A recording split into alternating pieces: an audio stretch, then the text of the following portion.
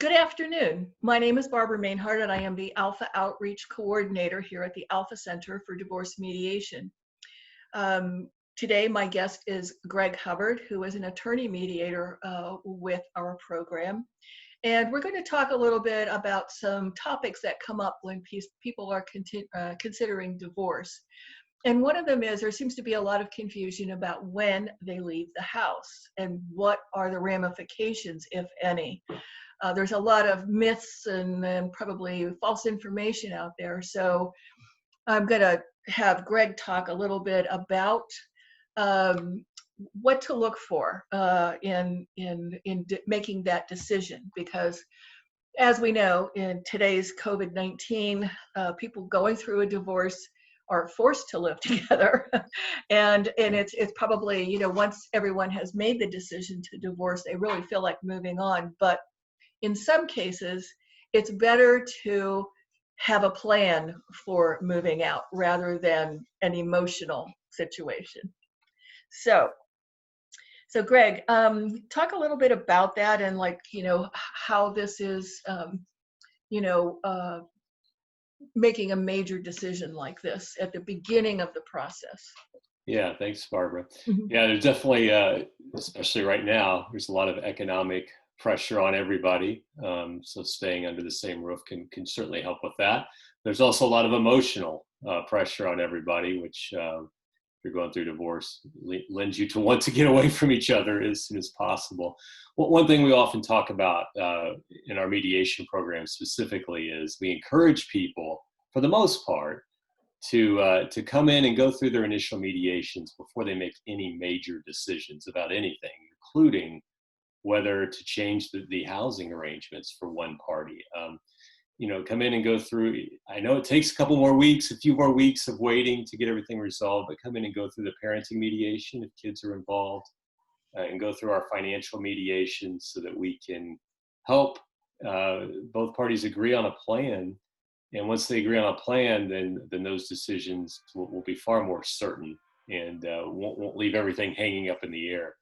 It's not always possible to wait, but if people are still living together, we encourage them to wait until we can get together and help them figure out the right plan. I would say that gives them an opportunity also to see a little bit further into the future. Once they've had these mediations and discussions, et cetera, they kind of have probably a little bit better idea of where things are actually going to fall.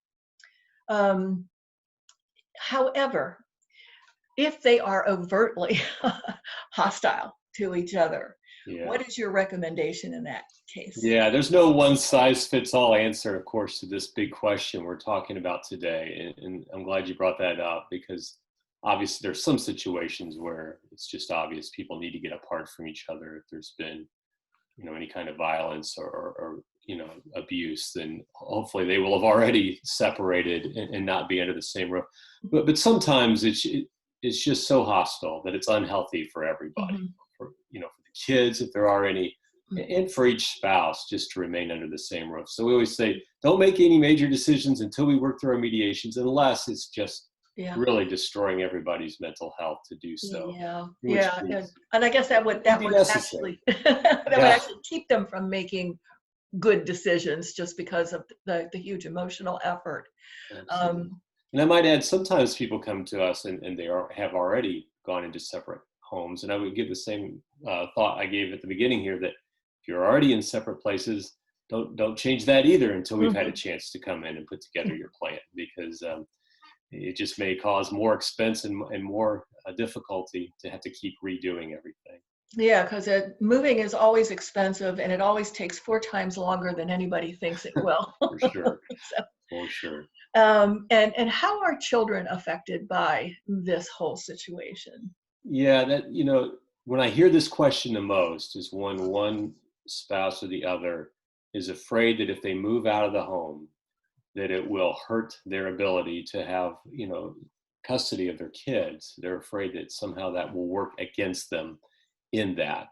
And, I just like to assure people, first of all, if you're going to go through a mediation, then you're going to work with a parenting mediator who's going to look at this through the lens of what's best for the kids. It's not going to be punitive toward this parent or that parent for any decision they made. It's going to be what's best for the kids that's going to determine custody arrangements, and both parties are going to be part of agreeing on that.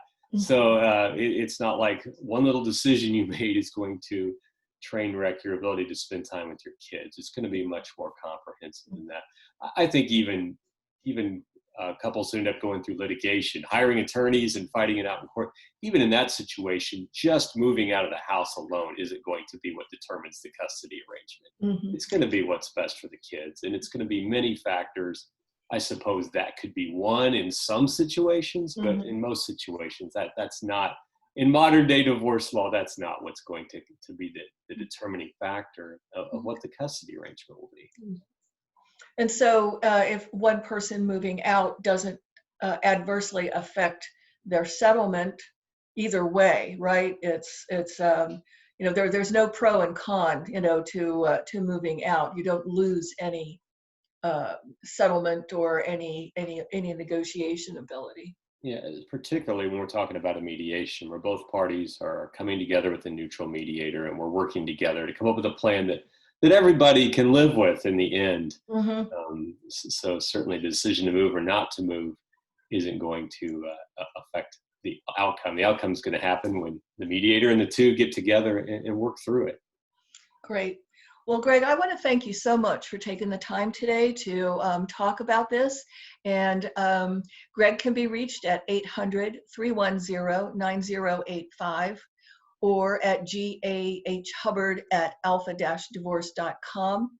And if you need to give him a call and get some information about how mediation works, we would welcome that. Greg, again, thank you for your time, and talk to you again soon. Thanks, Barbara. Bye.